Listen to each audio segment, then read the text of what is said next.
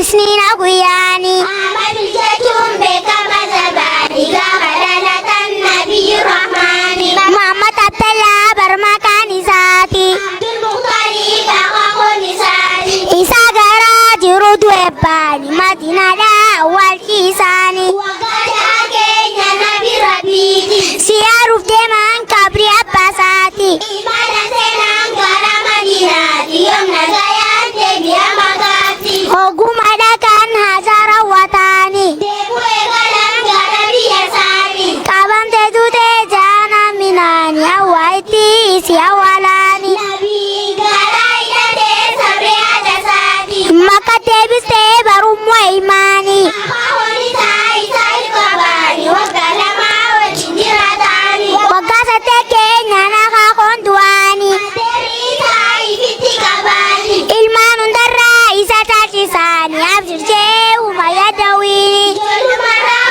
hayyuudha nabiini. hirkattummaan isaa yachisnaani Eebbifatee jiraachisaani. Danda'uu tattaaffii godhaani. nabiin qabuu kijibaa fi cuubbuu Amana mana shawwatilee qaabu.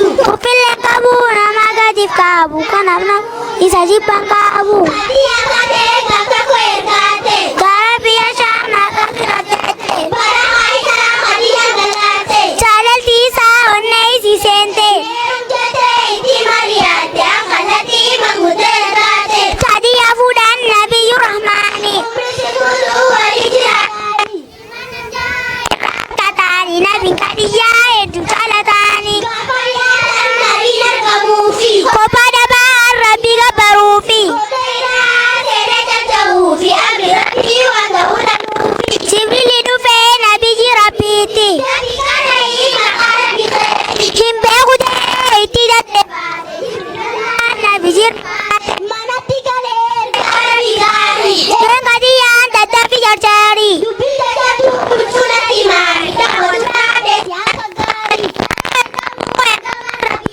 Baraafuu taphaa ofiin isaaniiti. nama jalqabee daawwaadha isaati suutaan gara amantiiti Warri jalqabaa amala isaanii. kadiyya ba'an gama dubartiitti Baay'inaa bara babafiiti amansiisee saayiban isaanii. Qureeshin dhageessee warratti amaane Garaan mataa shiree galaani. gari nama baay'ee qixa ta'anii aliyaa sirbaa lubbuu dabaasaanii Shifoota wal mari'ataani. mana rabaasuuf qophii xumuraanii Abiraafanii amadanaani. Gosa guutuu waluma makaani. waggaa sadiif garatti hidhaame Nyaatanii bishaan irraa dhaqataame. baala mukaabaa nyaachuun mudatame way waan nabiin tooyiidhaaf kunnaame Taatee nabi saabaadha. firaa godaanaa gara bashaadha Masalamuun mootiin Habashaadha. Ganna deemaan gari saabaadha.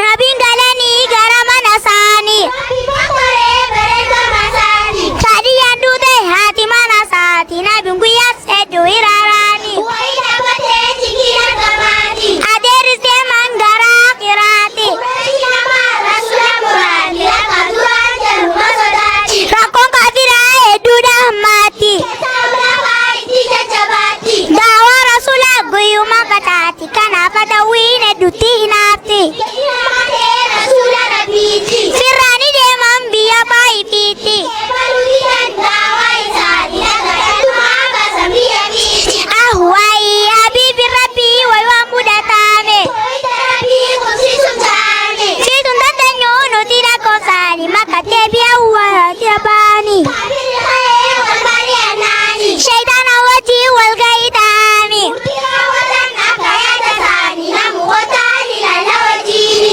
yaada mataasaa namayyuu hirmaate Shayitaanii ammoo ajjeesuuf filaate. gosa hundarratti dargaggoon filaafte ajjeestuu wachumaan darbaatte Rabbiin ajajee islaama dhugaati. deemuu naqattaa gara madinaati Yeroo dhaba'u ergama rabbiiti. Marsanii ta'an mana isaaniiti. biyya nannaqee